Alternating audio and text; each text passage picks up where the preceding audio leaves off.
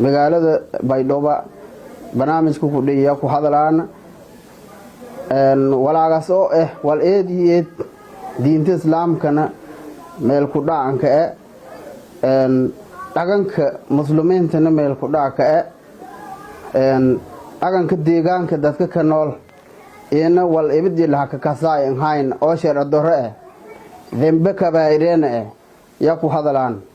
walaagas oo ani lang muslim oo way waxa diinta islaamkana way waxa sheegada waana ka dhaladi suubi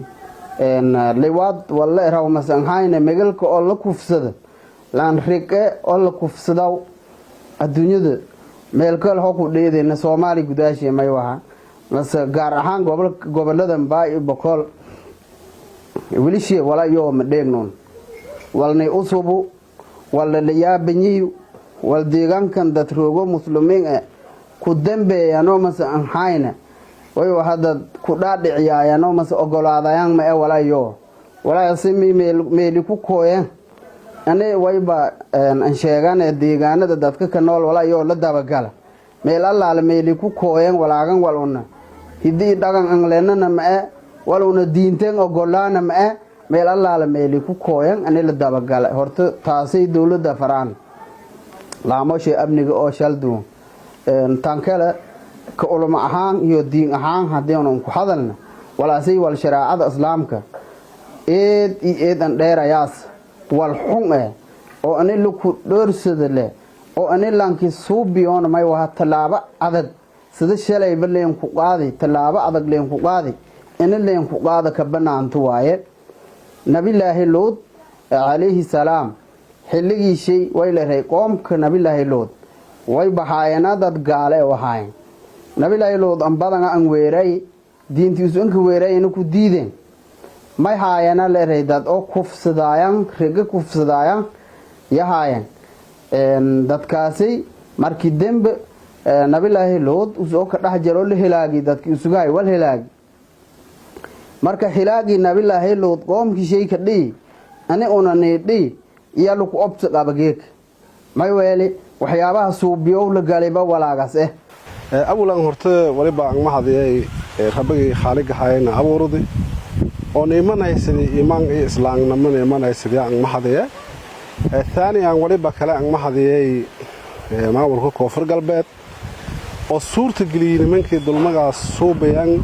inay cadaalad la sheeno xuduudii alle aan waajibi lagu fuliyay maamulkii suurta galiyay macnaha marlamaad maxad bilaaran aan jeediye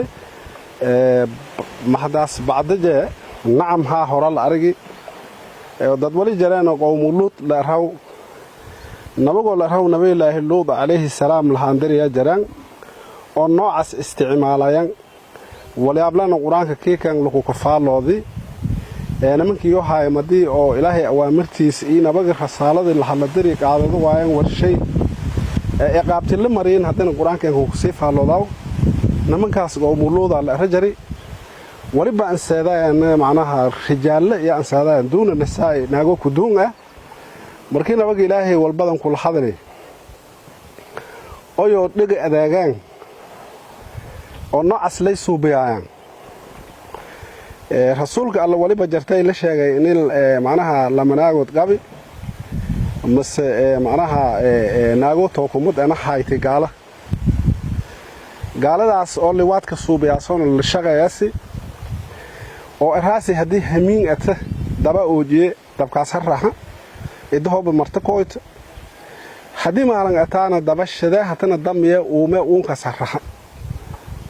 macnaha niman oo fasaada kunkaas oo markan liwaadkii horta may baa xukun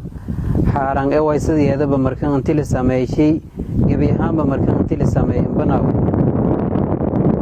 ilaahay subhanahu wa ta'ala uu soo markan qaabkaas ku sheekoyo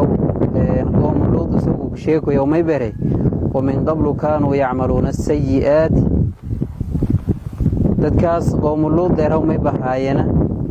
dad markan sameeyay sayi'aad sameeyay qaabkaas ficilkaas may markan ilaahay ka sheegay intii hunya markan sayi'aadii shariicada islaamka may ku qabtay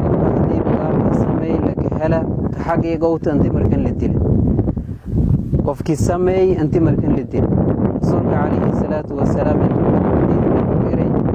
hadiise markan aragdan mase dheegdan dad sameeyey ficilkii qoomuluud sameeyeen lankii sameeyey qof sameeyo hadiisan aragdan dila eri qofka sameeyey qof kale ka sameeyey haddiiba raalli iska leeyihiin